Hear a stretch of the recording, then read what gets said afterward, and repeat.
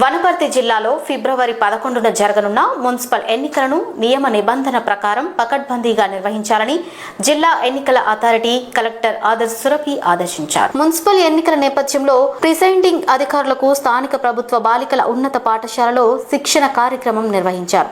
ఈ శిక్షణ కార్యక్రమాన్ని జిల్లా ఎన్నికల అథారిటీ కలెక్టర్ ఆదర్శ్ సురభి సందర్శించి ప్రిసైడింగ్ అధికారులకు పలు కీలక సూచనలు చేశారు.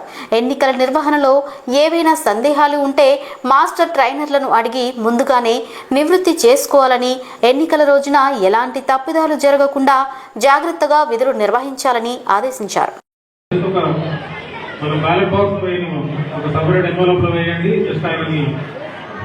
కొద్దిగా చల్లబరచడానికి ఇది బ్యాలెట్ సెంటర్ బ్యాలెట్ అంటే అది